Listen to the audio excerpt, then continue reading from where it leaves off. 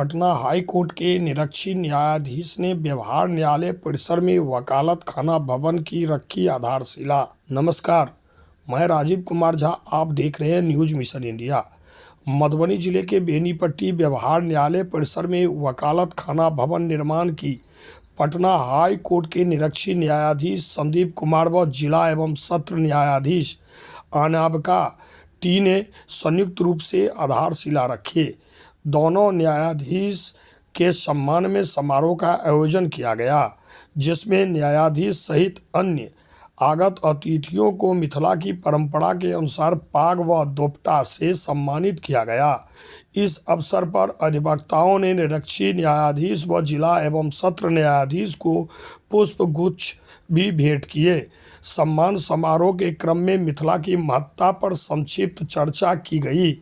इसके साथ ही व्यवहार न्यायालय में एक एडीजे की अदालत व्यवस्था करने की आवश्यकता जताई गई।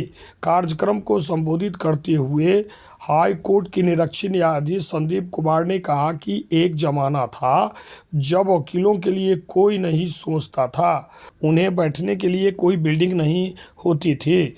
वकील अपना छप्पर तानकर काम किया करते थे, लेकिन अब बदलाव आया है। सुप्रीम कोर्ट का फैसला आया है, जिसके तहत अब जहां भी कोर्ट बनता है वहां वकीलों की सुविधा का भी ख्याल रखा जाता है। उन्होंने अधिवक्ताओं से कहा कि वकालत खाना को पान की पीक से दूर रखने की ज़रूरत है।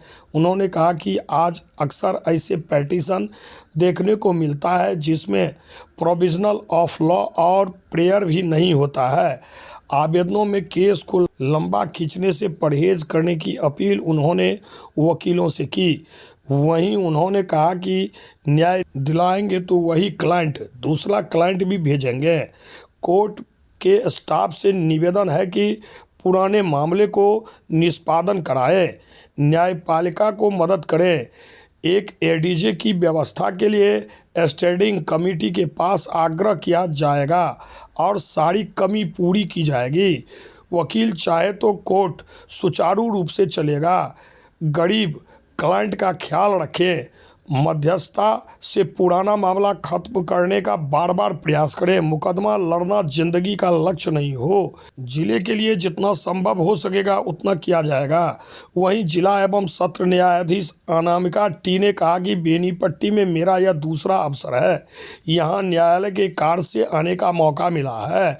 व्यवहार न्यायालय के न्यायाधीशों व न्यायिक कर्मियों से कहा कि आप लोग बेहतर काम कर रहे हैं। इतना ही बेहतर कि जिला मुख्यालय से अधिक बेहतर काम हो रहा है। यह सुखद है। ऐसा ही आगे भी काम करते रहने की ज़रूरत है। आशा है कि निरक्षी न्यायाधीश के पहल पर यहाँ और भी बुनियादी ढांचे मजबूत किए जाएंगे। उन्होंने न्यायाधीशों, न्यायिक कर्मियों व अधिवक्ताओं से कहा कि आप लोग न्याय के पुजारी हैं।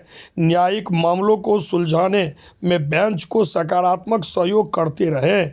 न्यायपालिका का अधिक से अधिक संसाधन व बुनियादी ढांचा के विकास पर जोर है। लायंस हॉल का मतलब न्याय तक पहुंचने का रास्ता होगा। यह बिहार से सबसे बढ़िया लायंस हॉल बने, यह प्रयास होगा। बता दें कि भवन निर्माण विभाग के द्वारा तकरीबन 67 लाख रुपए की लागत से 91 मीटर लंबा व 35 मीटर चौड़ा आकार का वकालत खाना भवन बनाया जाना है, जो सभी बुनियादी सुविधाओं से लैस होगा। मौके पर ACGM Manish Kumar, SDGM Ranjit Kumar Sonu, APP Rajdev Tiwari, अधिवक्ता संघ के अध्यक्ष रमेश मेहता, सचिव ईश्वर चंद्र झा, अधिवक्ता महेंद्र राय व दशरथ बेयार प्रियदर्शी सहित अन्य कई लोग मौजूद थे।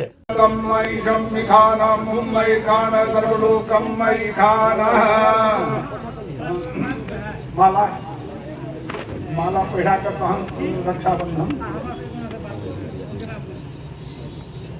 ओम सदरेंद्र सर्वाः स्वदिना भूखार विश्ववेदाः स्वदिनतारक्षोर्षणेनि स्वदिनो बृहस्पतिर्दधातु।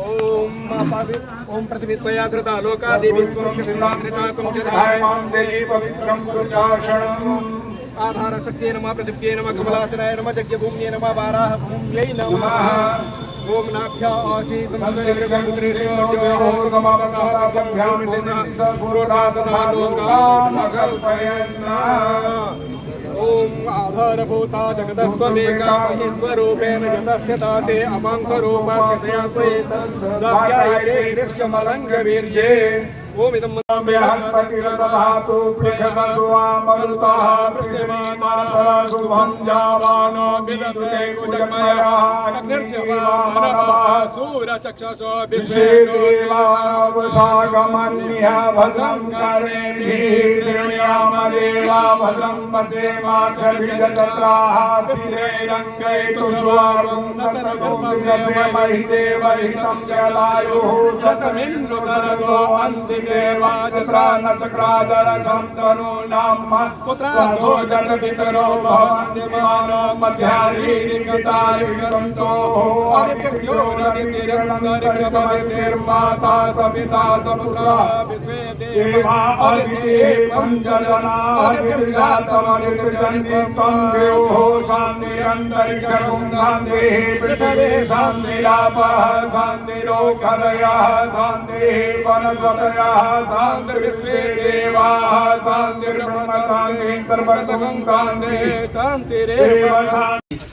आजकल एक नया ये चला आ रहा है कि क्लाइंट अगर कोर्ट में आया उसी समय एप्लीकेशन ड्राफ्ट हो गया 4 लाइन का, ना उसमें प्रोविजन ऑफ लॉ है ना प्रेयर है। वो बाकी जज को समझना है कि ये किस प्रोविजन में डाला गया है, वकील साहब समझ रहे हैं या क्लाइंट समझ रहा है ना जज समझ रहे हैं। हम लोग जब हाई कोर्ट में देखते हैं यहाँ का एप्लीकेशन खासकर सिविल में तो देखते हैं प्रोविजन ऑफ लॉ है नहीं। आप क्या चाहते हैं नहीं चाहते हैं वो सिर्फ वकील साहब को मालूम है, वो भी लोअर कोर्ट के वकील साहब को, यहाँ वाले को मालूम है, हाई कोर्ट वाले को भी नहीं मालूम है कि किस प्रोविजन में डाला गया है।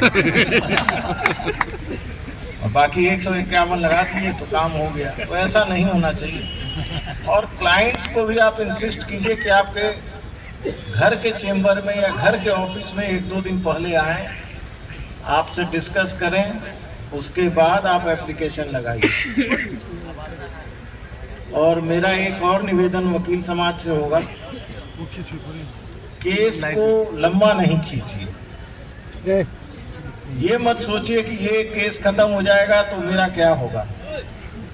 आप एक केस खत्म करेंगे 2 नए केसेस आएंगे, वही क्लाइंट आपको भेजेगा।